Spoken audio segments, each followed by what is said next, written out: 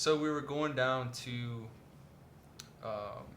see friends in Carolina, and it was kind of like a last minute trip thrown together.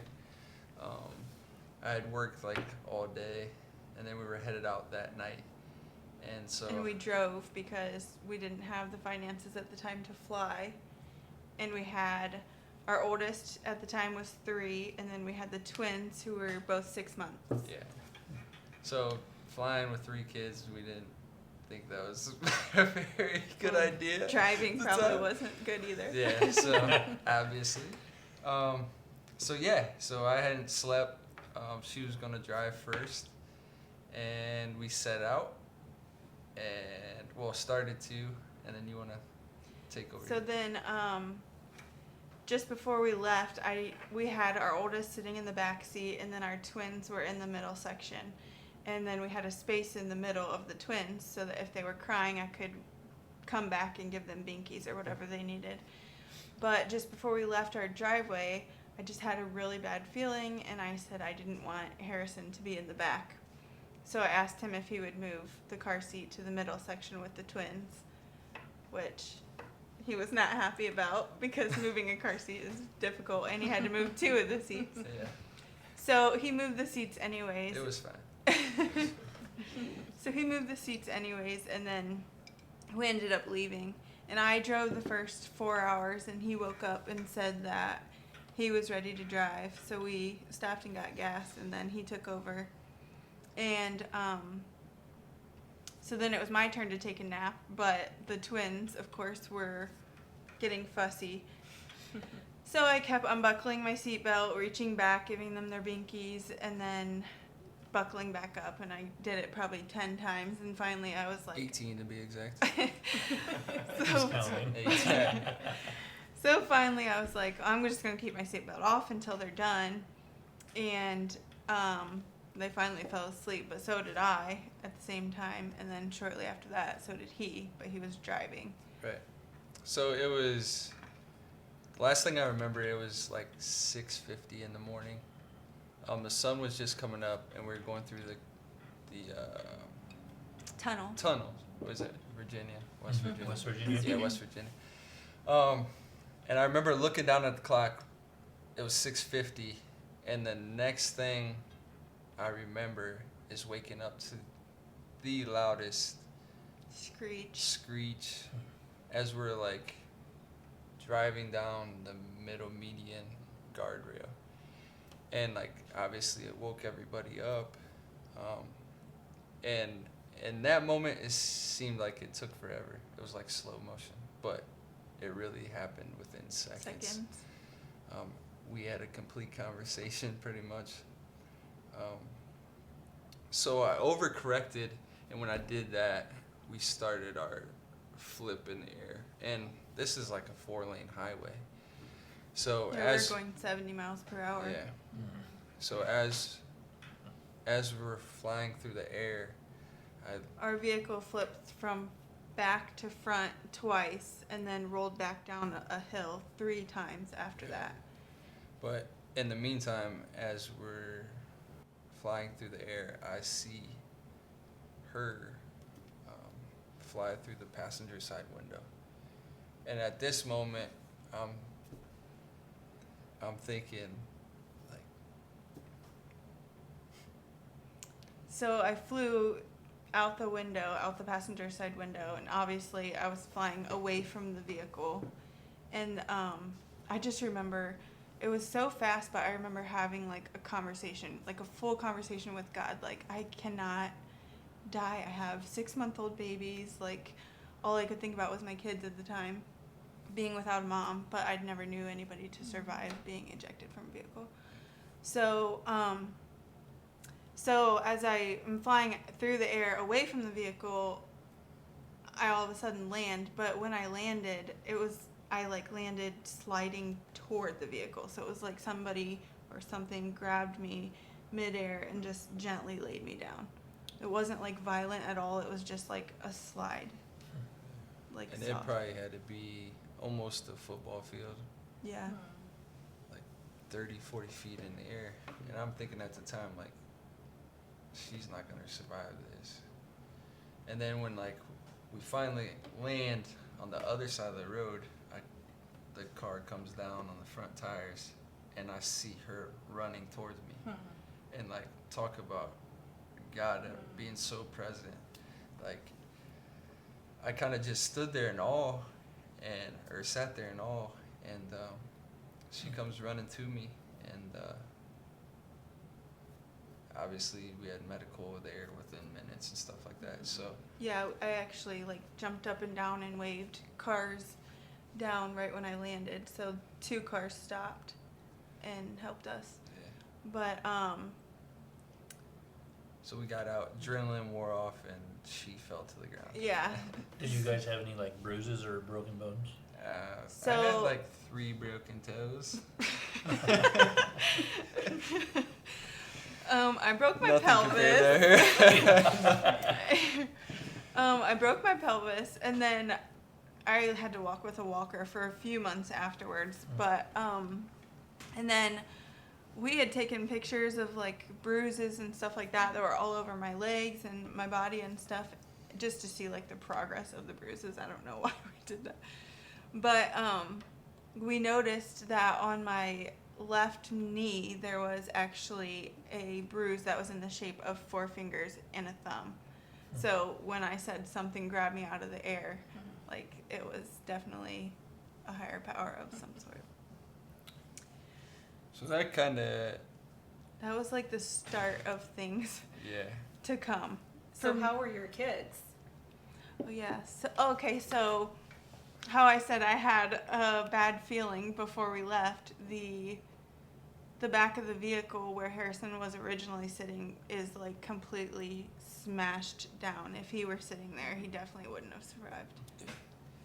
It was crazy because the whole front end was smashed, the back end. And that then middle section where was they were. completely intact, like untouched. Wow. The hand of God. Yeah, For absolutely. sure. So it kind of had different effects on us. For me, it was like, I felt like God was like, I'm not done with you. Like, I need you, you need me type thing. Like, and that really started like a deeper relationship with me, with God. And I think for him, it had kind of the opposite effect. Just because I felt so much guilt and like shame, like how could I do this? I mean, I almost killed her, and I just started closing down, like shutting off to the fact, because I couldn't even look at her for how long? We didn't even have a conversation for the longest time. We had to move our bed down to our living room, so it was just like a constant reminder to him.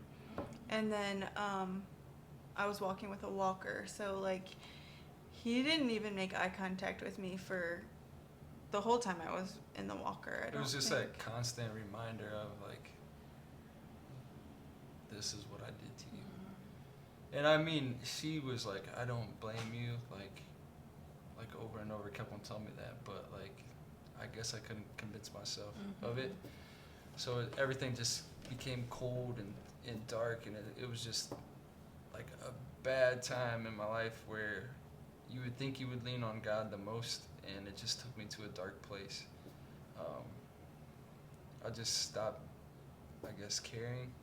Just shut myself off to every feeling that I should be able to be there for my wife, but I just didn't have those feelings.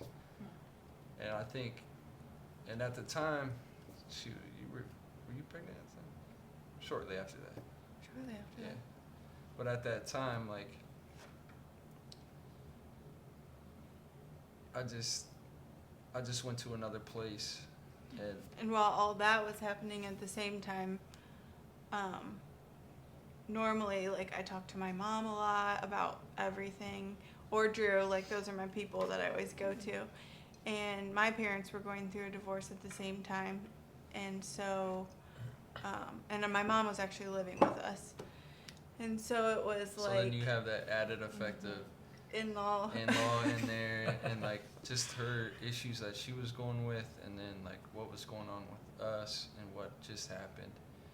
It's just I wanted to get away from all of it.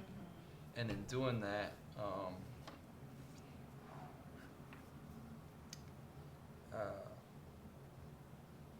I started talking to another woman.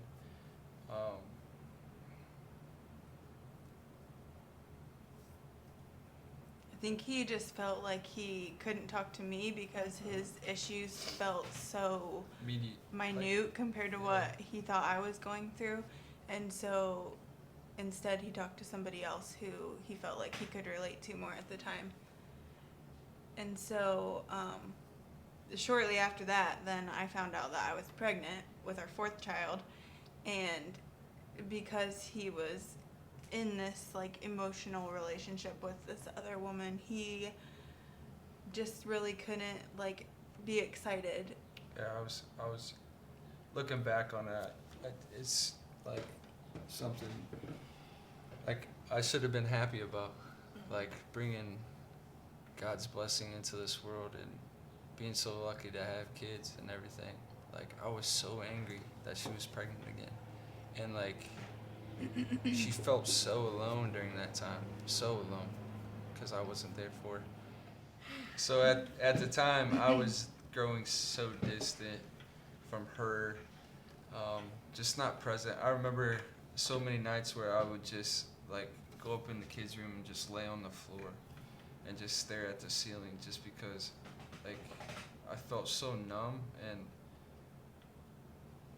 I felt so alone with myself. And like I've always been a believer in God. Like I did church 3 days a week, but like it seemed like anything that I would do, just like I guess I wanted a immediate response to hear from God. Like what should I do? I'm lost. Like I feel so alone, and like I didn't feel that. But she had the opposite effect, where you started journaling. Yeah, I started journaling every day to God. It was like 7-month long journaling every single day. And there's quite a few different times. Like I would write in there to God just like about my fears, my insecurities, and like how like our relationship had like made me feel insecure and things like that. And it's just funny because there's 2 separate times that I wrote about like fears and insecurities, like went hard at it. And right after I was done journaling, I would like get in my car to go to work or get in my car and turn on the radio, and the song Fear is a Liar would come on both times.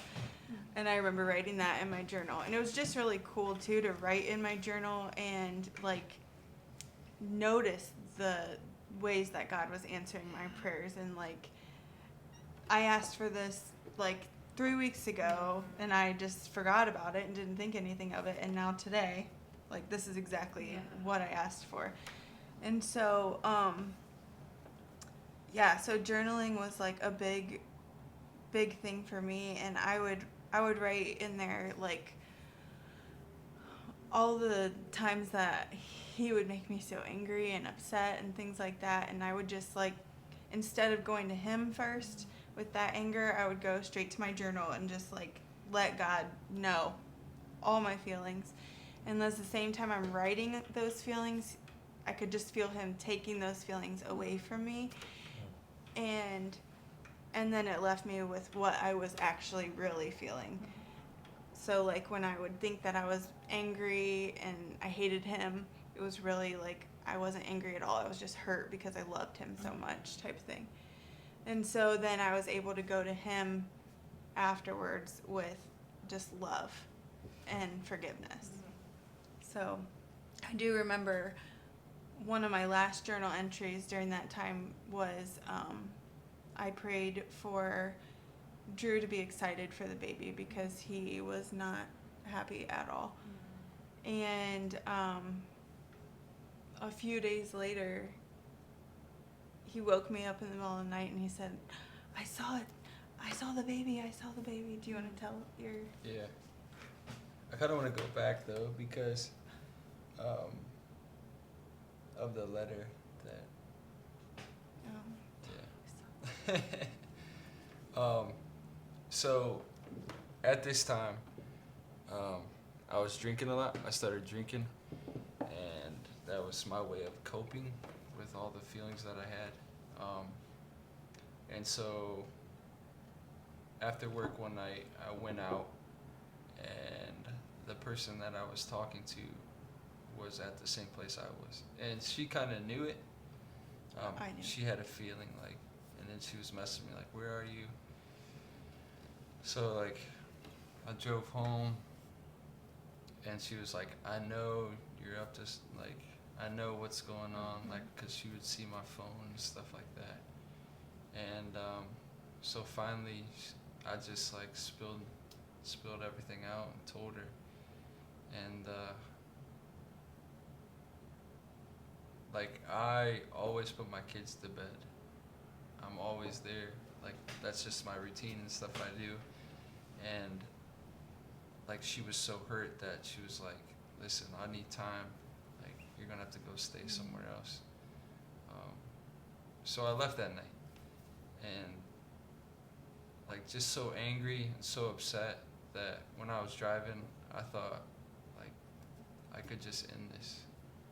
Like I almost did it once to her, like, and then I don't know if it was God.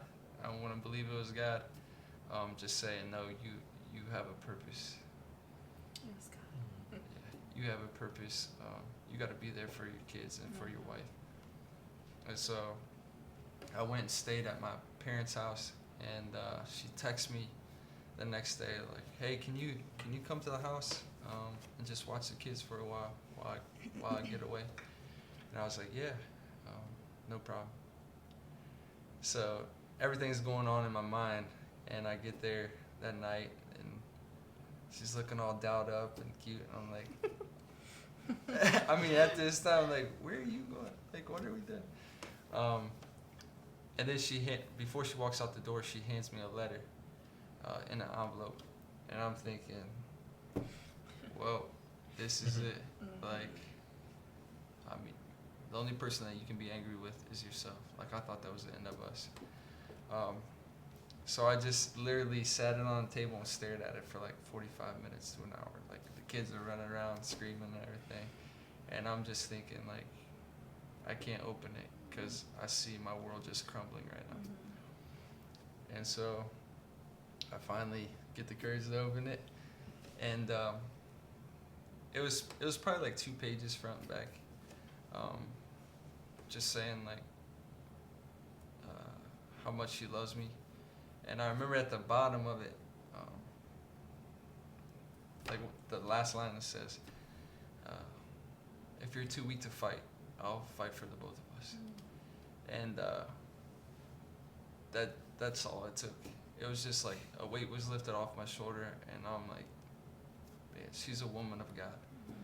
And I just remember sitting there sobbing for like 2 hours until she got back. And yeah, it was a great feeling. And then Well, that's where I was going, was Yeah. to meet with a friend to pray for our marriage. like you're sulking in whatever emotions I'm feeling, and like she's willing to fight for the both of us. Like, how do I deserve her? So yeah, so that kind of like turned things around, and so yeah, to tie it back in, she journaled like, I want him to be excited about the baby. And it was shortly after that she had said like what she prayed for or prayed about, and then like 2 nights I later. didn't tell you what I prayed about. Huh? Oh, okay. You sure? I'm positive. I didn't let you know anything that was in that journal. Unless you were sneaking and reading it Maybe yourself. I did. Maybe that's what it was. It was the voice of God. It's the Holy Spirit, right? Yeah. So I remember waking up. It's like 3 a.m, and I'm drenched in sweat,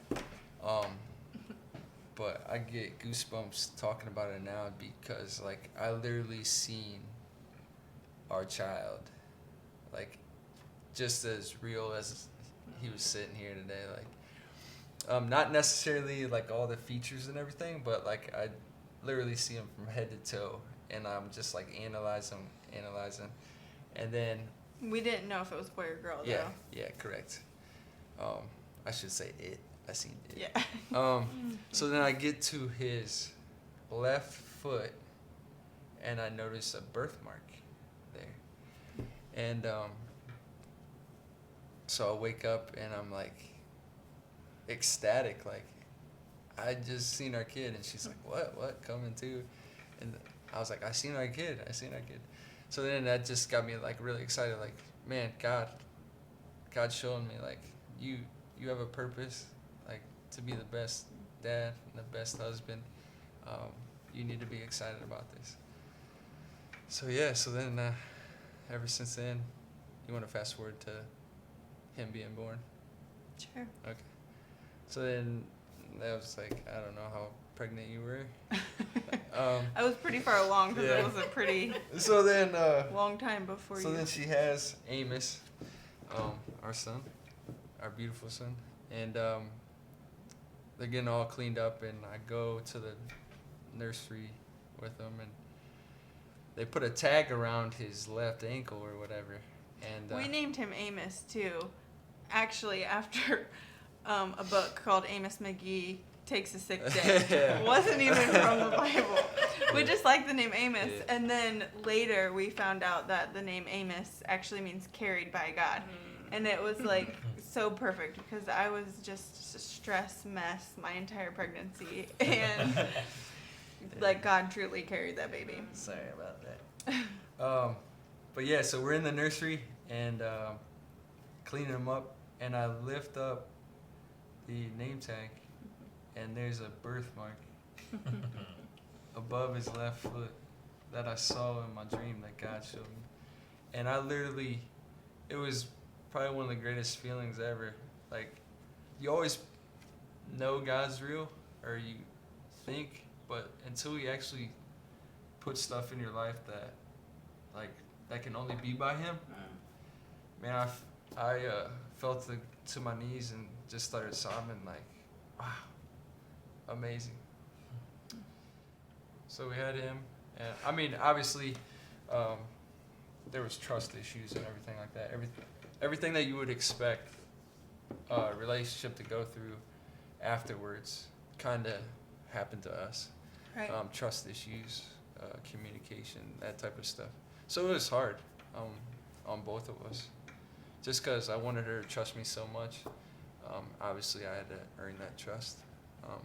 So it was hard going back and forth. But then we started praying together and reading our Bible together, which at that time, like, I never felt closer to her. Like, once you put God first in a relationship, man, there's no better feeling. Like anything good can come of it. So then we started going to marriage conferences, like Christian marriage conferences, and we actually saw you guys at one of them. And the conference we actually went to really wasn't that good. It wasn't very good. But we ended up sitting with you guys and kind of spilling our beans about our story, and then we got to hear a little bit of your guys' story, and that was like, that conference was ended up being one of the best conferences we went to. Just that short time that we had with you guys, it definitely impacted our relationship. Just to know that, like, we're not alone. We're not the only people that go through something like that. So we thank you guys for being a listening ear to us and providing us with your knowledge and your grace and your just everything that we talked about that night was very helpful to our relationship. Mhm. Yeah.